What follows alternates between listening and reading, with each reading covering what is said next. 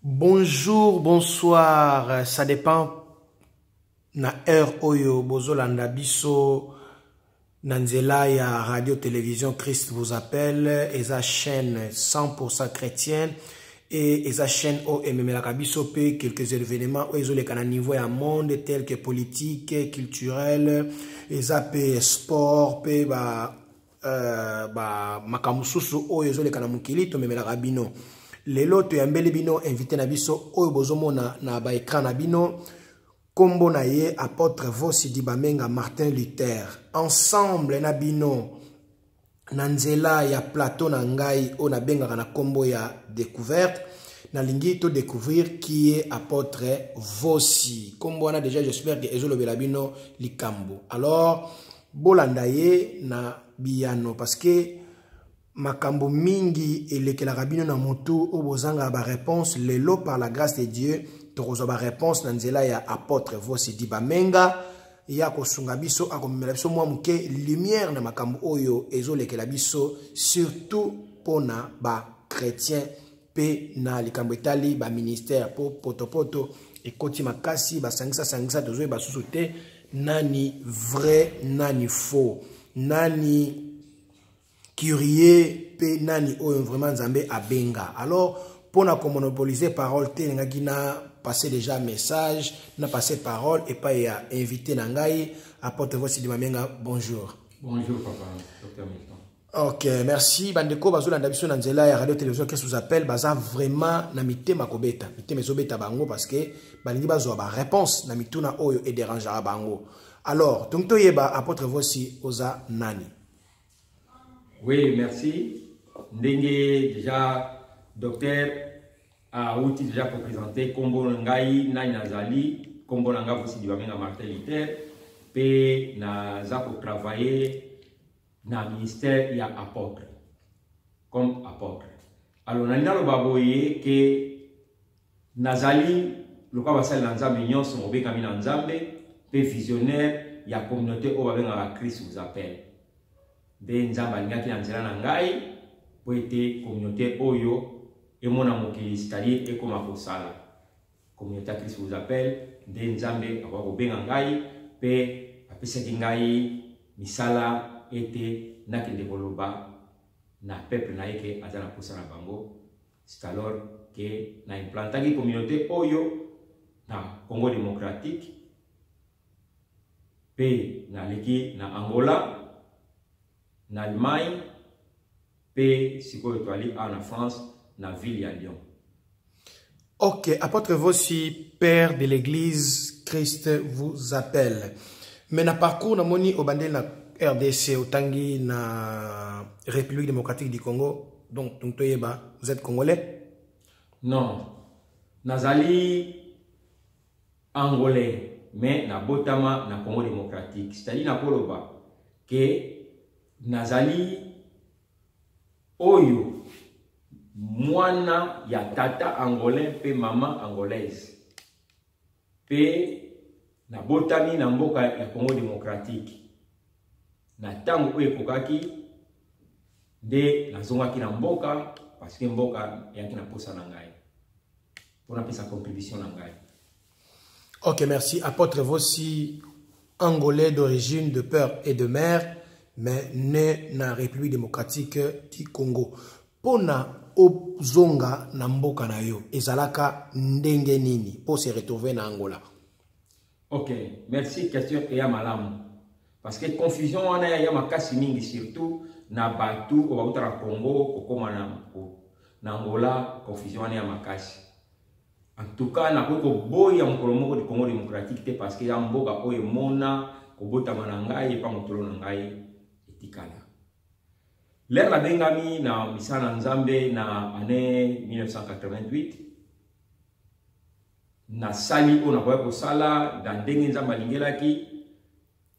Après 3 ans l'air ba corps ya paix et ça maki na Angola nazwaki message pa ya nkolo ke na Angola peuple na ye azaki na posa ya sango malamu.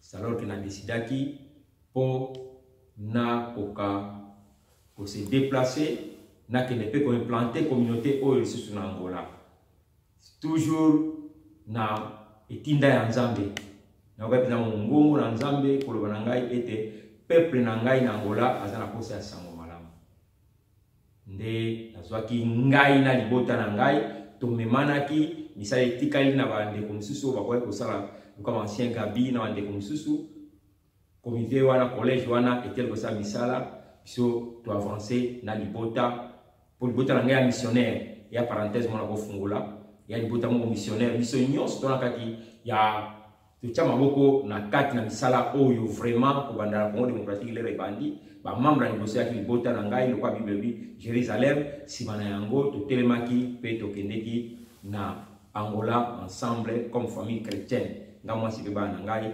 toke po na objectif moko ya okende côté ya sango malamu. Ok, merci. Ba souvenir amani ya malamu go zanango pona RDC sinon na makamba Nzambe.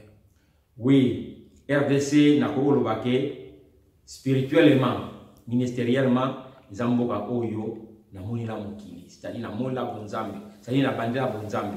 Na yebi ke na botama libota oyo papa aki mosali na Nzambe, mama mosali na Nzambe, mama kwa botanga ndia sakolaka pona ngai parce que mama na ngai aya sur na mokili wa vivante asaki ne pas d'encolo mais aki prophétesse sakola pona ngai pasteur na ngai encadre ngai lukifimpa encadre ngai pe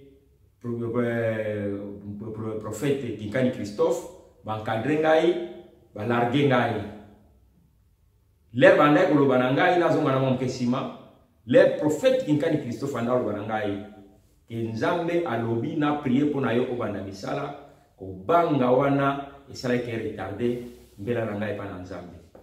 Alors l'air na kondima abondeli pona ngai na kera ko banda misala Christ vous appelle croissance na ngome ngona yebela ke Nzambe wanda ozela ngai po yemoko na yoka ki mongo ngone ko lobana ngai va dire à mon peuple Christ vous appelle. C'est alors que Toeko banda église chrétienne Christ vous appelle évangélique pentecôtiste na dénomination Christ vous appelle parce que va dire à mon peuple Christ vous appelle. Alors kuna epai oyo na lui embryon na ngai spirituel ezali na ba souvenir ya misali nene osama na République du Congo na souvenir ya ndenge ni Nzambe osali na basali na ye pe ndenge ni Nzambe expansion ezali na église ba souvenir ya malamu eza ebele eza vraiment ebele na ndenge ya misala na Nzambe ezotambola na mboka wana ya Congo ndenge nini Nzambe abotisi basali ndenge na ndenge. Alors vraiment eza mboka moko ekolonga te ya mutu na ngai parce que ata na vandi mwa mikolo nazonga mingi kuna pona kotamisa etikala kuna Christ vous appelle pe ko kino répondre na invitation mususu ya ba église sœur ya Kinshasa principalement. Merci apôtre Vossi bandeko nyonso obozolanda radio télévision Christ vous appelle bozoyoka ba sekele oezobima na monoko ya apôtre Vossi Diba Menga Martin Luther le père de l'église Christ vous appelle. Ba question ezali ngai ndeko abino Dr Milton Vossi mukolo plateau ya découverte mais ba réponse ezo ko engager kaka apôtre Vossi. Mais apôtre Vossi ba message tozo zo ba bazolinga ba yeba parce que lelo e comme confusion. Même valeur la classe à la rapé, quoi baba la classe oyo otanga na bango. Quelques personnes, quelques têtes na RDC oyo okotanga oba yebi to oyo yebi obo bana na ba musala nzela moko to yeba pe bango bana classe na bino. OK, merci question mo kitoko. Naza ba souvenir mingi. Naza ba tata na ngai parce que après avoir qu'on soit appel na ce format KP. Donc directeur nangai Dr Nyamuke nazali oyo natangi na institut biblique pour la croissance de l'église. Dr Nyamuke azali lo na synode nasi provincial ou bien national ya ICC église de Christ au Congo. Nazala pana na docteur Kiangali azali nainangai azap professeur nangai pe babisusu pitia azape nani nangai professeur nangai pe bande comme susu ba professeur nangai susu o na mutu na ko na bango te bango nde batu ba former ngai docteur kam Diafuila aki professeur nangai évangélisation Diafuila ki aza siko na Canada siko na bosanité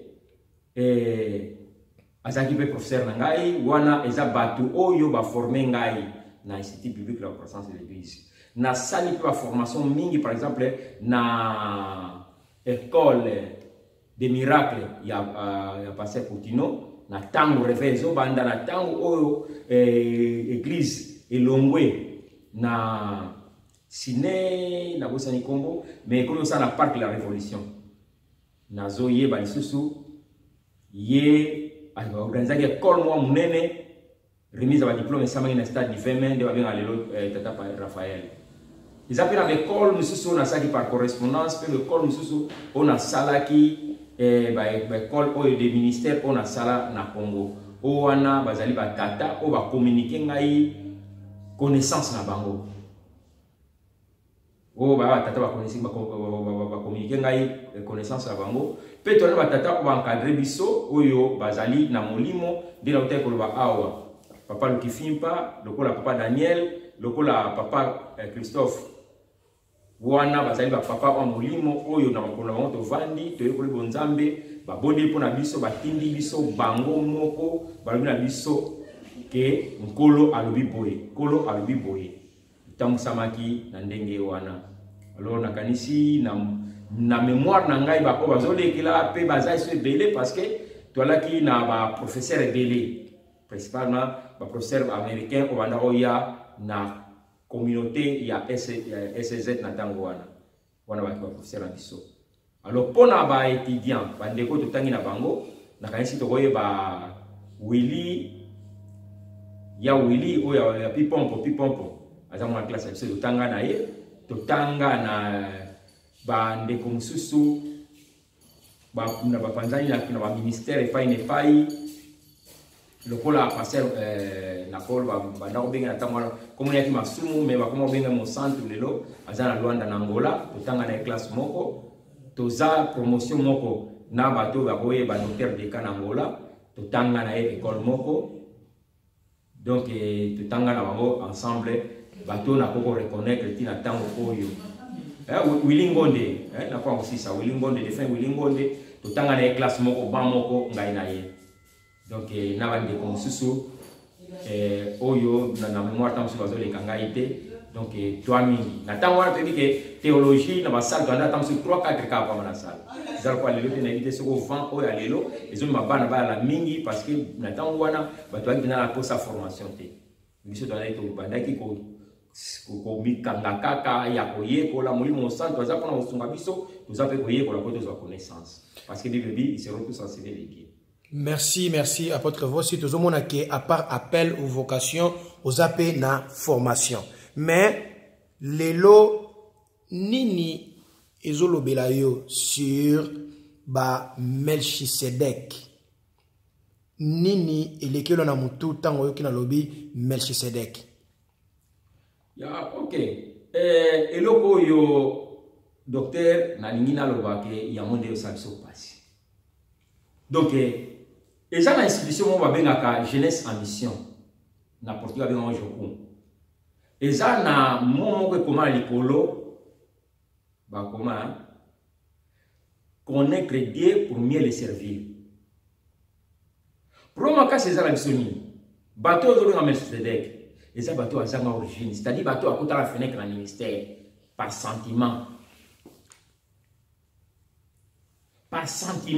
amoni ndenge ba passer bazala amoni ndenge église ezali amoni ndenge ni ba sala alors yepe amikotisi bato bazanga mbela babenga mate ba o to benga na domaine musu babenga wa kirie baza professionnel te baza bato moko tamu susu don kuto nzamba yebi ete yenda ninaka ye banzambe mais nzambe ba o abenga ye baka bango liboso uzomona donc baba to oyo pe soki au permettre ngai avant to koma tam so poser la question mais na avancer ko bana yo soki désordre ya na samo malamu eza marka batuana parce que ndeko na nina beso docteur Milton mutu nyonso oyo a yekoli eloko oyo abenga mina likambo wana ayekola likambo wana asosala yango asala kango na serie nyonso abangaka so na sali papa na ogangela ngai so na sali maître na ogangela ngai so na sali boye likambo ya malamu te batne so ba na yope nde umona ake isana ba kimsi ba mo ba to serie oyo bana ba origine ba tata spirituel nde no ti otanga awa bazape na formation alors biloko wana comment okanga bango sikoyo so balinga sala boye akomi lokwa nde Yesu ayebisaki moyinia ekomama donc so sala boye bato ba na yo pe so balinga zonge pa boye tata na agangele pa ibo voilà na koloba na mukuse bato wana nde basali oyo tozomona lelo kisango malamu ezasi na valeur tende apôtre Paul abaki et comme un sujet à blâme. Ok, alors, bande connaît sur la radio-télévision qui vous appelle aux Nabiso partout dans le monde. Nous avons déjà apôtre Didier, Pena Mama Sylvie, Nangambu Obozali, Bambote Nabino Ebele, Nathalie Kuna Namoni, Pasteur Grace Namele, Nathalie Namoni, Basala Zambe Belo, nous avons de partout, nous avons Pasteur Jean-Jacques Mwanga, na Alman Kuna, Yazo Kamba Musala, Pe Azana Katia Musisa. Ya Christ vous appelle, nazomona pasteur Don Juan, yepe azali na Hollande, yepe azokoba kobakuna na musala. Maman Sylvie, apôtre Didier, pasteur Grace, puis pasteur Don Juan, puis pasteur Jean-Jacques, bambote na bino yangwana ebele euti na bandeko ya radio télévision Christ vous appelle, pe papa na bino yeyo. Alors, apôtre Vosi Dibamenga olobi ke Mercedes elikoloba ndeko expliquer na comprendre que eza bato oyo ba koti la ministère bazana ba origine te donc baza ba parachute bato ba kitala kwa ba parachute ba biminde wana ministère et là on a comprendre yangwana so na tangi kombo ya papa Lukifimpa na tangi kombo ya papa Daniel na tangi papa Christophe Kinkani bato wana misatu na vie na yo baza ba nani kaboli la biso nani papa nani encadreur nani père adoptif, nani père spirituel, donc babilo kanane so na bakombo on attend so ezolo belo likambo. OK, lokola ozongi singa susu na serie ya papa na ngai na lingi na le kabwete ça qui na tanga docteur Kamanda. Kamanda wa Kamanda. Mbote na yo pe bisiko zali le docteur Kamanda wa Kamanda moi na bino yeyo apôtre Vosi Dibamenga Martin Luther. Ça nyo ça ki zanga yoyo. Bwandaki tangu nyonso kolendisa biso to aki mukena sal mais bwandaki tangu nyonso kozwa biso kolakisa biso ete nzela obozo kende eza basende bwandaki tangu nyonso kolakisa biso nani musala nzambe ndeni musala nzambe akoza ela question o docteur Milton azo poser ngai lelo nazo pesa réponse au bino ba papa kolobaki na biso papa merci misala bosala ya solo soto benga malelo ba toto pesa mape respect eza formation eza misala obino osala ki ba conseil na bino bo simba ki juge bo pesa ki biso wa livre bo sa pesa biso syllabus bo vanisa ki biso bo fuka misa ki biso bo tambusa ki biso bo sala ki na biso wa conclave vraiment merci. Alors nazonga si le papa na ngai olobi na ngai na sa différence papa Daniel papa Lukifimpa pe papa Christophe nakolo baboye père spirituel na ngai papa na ngai oyo na vani na makolo na ye oyo na vani na makolo na ye eza papa Lukifimpa en passant papa na ngai na mutu na ngolongwa te na misami nene ko sala kat na moi na ngai yo nde otamboli na ngai na misa coach na yo papa Daniel azalaki titulaire. Donc, lokola ndenge na koloba leader ya parents abiso. Il y a ça qui domaine spirituel. Papa Lukifimpa azalaki lokola na domaine ya évangélisation encadreur na biso azalaki deuxième pasteur c'est-à-dire pasteur adjoint. mingi tolaki pe na ye parce que yende mutaki na ba initiative wana ya koloba biso bonzambe ezalaka boye parce que bonzambe ezalaka kwa brique ezalaka evani place wana so ba bina oteke balula boye loko ya kuna kate boye bate. Alors papa papa Daniel aza leader aza ba responsabilité belé mais sikoyo papa Lukifimpa aza encadreur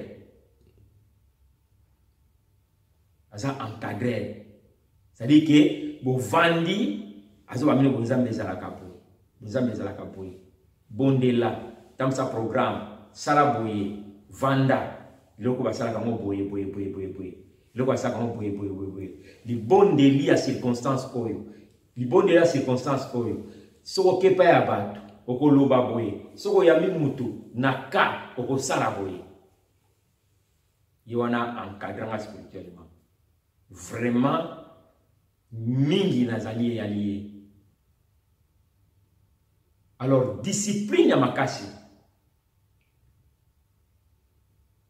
pe après lisusu ya makasi naziongo papa Kinkani Christophe parce que mta adopta kingaye ya adopta kingaye adoption na ngai ezalaki ndenge nini ezalaki ke le papa Kinkani Christophe azo banda ministère église ya ndenge za lelo te tango na tuloko to ala ko sala nzambe mutu nyonso ayeba ki to sala nzambe le papa Kinkani Christophe a implanté église azana ndenge ko baila te sali ba serviteur bazalaki te na tango bande ko prêter akoya alobi ke papa nazo bana misala entre bango na bango papa nazo bana musala ya sika na kozale pa boye na besoin boye na tango wana banda ba équipe intercesseur équipe ya baganière d'âme équipe soko bana ni bakei misala soko bandi na ngo ekei libela entre bango papa basaba ba yokani bozongi ndenge peza ba mission salo ke lena kindeki na sali misala asepeli nanga akosenga ngana ba papa na ngai abina ngai ke antoa boutique la mwana kona continuer na ye. Alors lenga na continuer na ye na pas ya papa Kinkani Christophe nde papa Kinkani Christophe akozwa mungongo na nzambe koloba na ye na simambula ke bondela pona vosi lite pona misana utinda ye. Donc na saka transfert mo ministériel papa na ngai nde ba pesaka ngai na kende mission ndenge implantation église sama kikata wakala tango na koya missionnaire aye. Alors azana besoin ya ba groupe moko bokwa papa na to campagne to nini ana besoin ba gagner d'âme donc ba serviteur de Dieu na tango wana papa ko pona yo bano surtout bana discipline bano surtout ana ni wakopesa sonité kuna alebo ko sana papa so misale vande sili ya former bana ye akokawata pe bana azongisi jamais avec moi so akake bela na tango ya la kindenge wana c'est alors que papa Christophe ako prêter biso groupe na biso nyonso na papa Luki na église auto zalaki de toke ko sala misala na sima ko sala misale monani misale vandi azongi siko solo na muninga na ye mosali na nzambe ke misala ntuke se vandi sikoyo na kozongi sabana mena sepe na mwana oyo olobini nde akamati apesingai autorisation ya okende ko continuer na papa Christophe. Alors aza père nanga adoptif. Ok, vraiment merci Bandeko Balandi, radio télévision qui vous appelle Bozoyo to pesimbote et pas ya pasteur Martin Vossi Kunana Congo démocratique, le pasteur de l'église qui vous appelle to pesipe nangambu yangola kuna le pasteur Vossi David na Angola pe bandeko nyonso ya grande famille à Christ vous appelle Bambote Ebele, sans oublier Christ vous appelle ya Lyon. Alors Bambote Ebele, révérend CCT là bisiko zali Mbote Ebele, révérend Carlito Lassa Bambote Ebele pona yo. Alors apôtre Vossi conseil nini okopesa epai ya batu oyo obengaki ba Melchisedek Olobi bazaba sans origine. Frère Andorbe Tambouna en Afrique, a commis na poto, a commis pasteur. Frère Abandeko Yaka na ban, intercesseur, gagneur d'âme, a commis na poto, a commis pasteur. Okolo bana bango nini deja ngani ngina lo bana bango bo luka ba papa bo vanda na makola ba papa bo yoka matea ba papa bo permettre ba papa ba bende bino matoi Thomas Vosi nini okolo bana bandeko wana.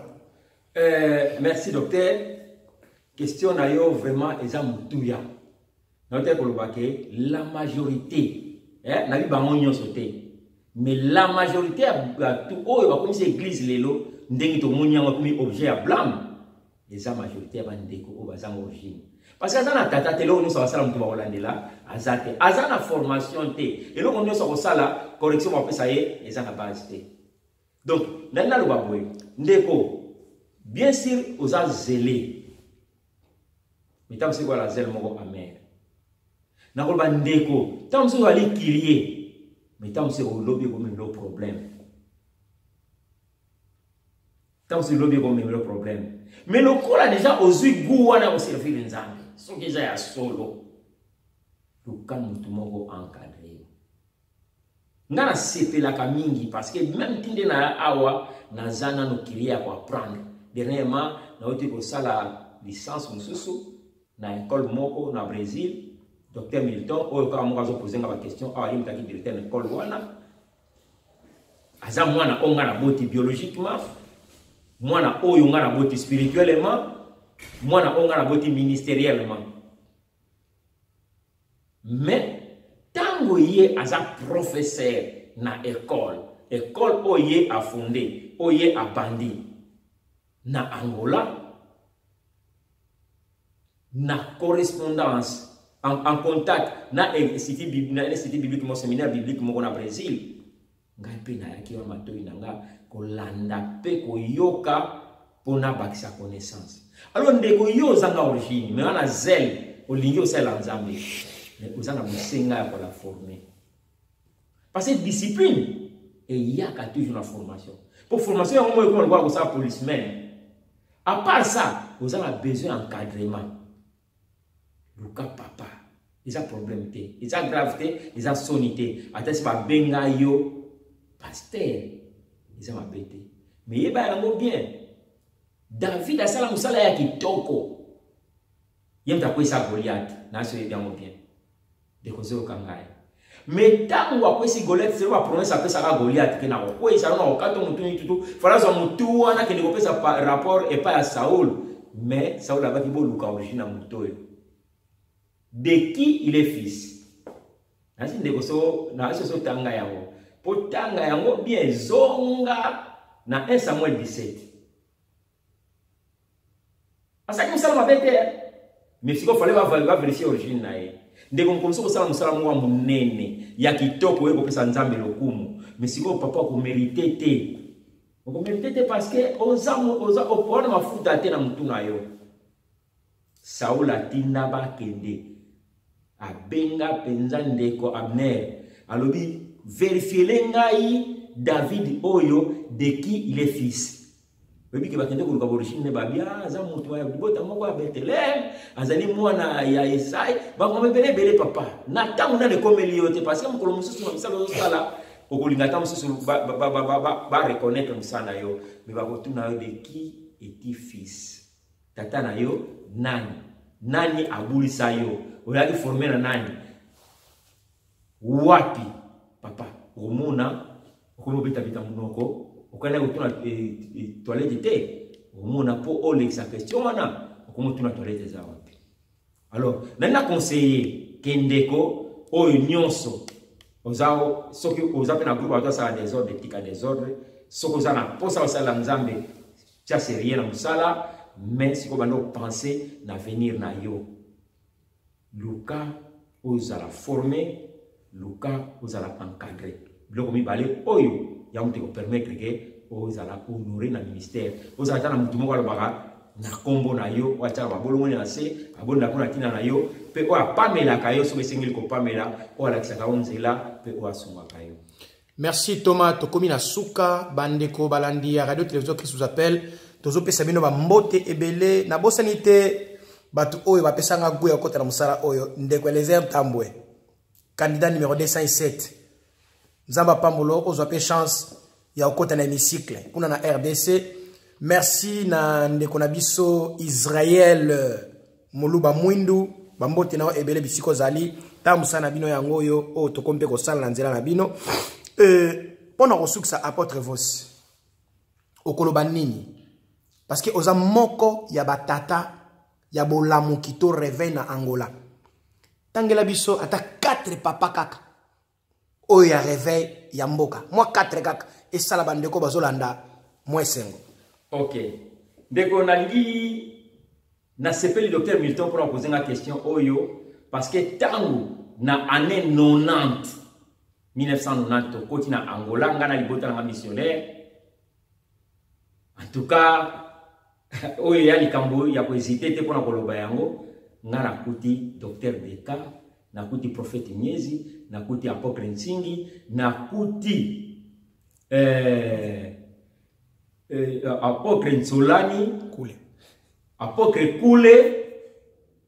Kule alobelo komoko abi apôtre yana kimia obi question to sali histoire à réveil en Angola soki kombo ne kotite ngai na kochangwa ta na biki ata na crayon na kota livre wana apôtre Kule église ali boso ngana te na Angola ya apôtre Nsingi na Ruaga ya mibale apôtre Kule abenga ngai ayoka ngai encourage ngai pe azaka na tango nyonso na batuna ko tanga tina tango oyo me bango kaka te docteur Eric ya MCRA ba nakuta bango na terrain mutamta sa misala kwa sala biso pe to bandi Christ vous appelle tinde tozo kende alors ba papa ba patriarche ya Angola eza prophète Miezi na kutaye aza papa pour ba ndeko ba serviteur ba sala na Angola na kuta docteur Deka na kuta apôtre Kule ngai et puis bande ko biso lokola apôtre Paulo ya Seya bande ko nyonso oyo apôtre Nsolani na utako tanga déjà de na apôtre Gaston Mawete. Alors eza na bande ko mususu pe oyo na tango nzamba yo sala ngolu bazo tombwana ensemble ba réveil ekoti na mboka. Et pour la information à bino conférence biblique ya liboso o esama na Angola organisée par IPPDA wala ki président conférence na ezanga na oloba pour na rappel docteur Deka na prophète Miezi ba ki orateur nga président organisateur apôtre Nsingi do to ay 4 oyo non na docteur Eric azaki pe orateur.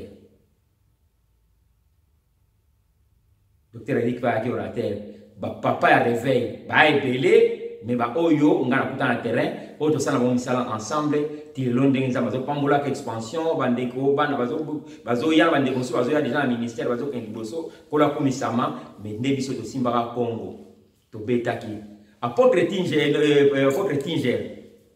na ko bosa na yete ye na yebi ke yepe alaka na biro na ngai na tango ya conférence wana les réveils au banda wana 1993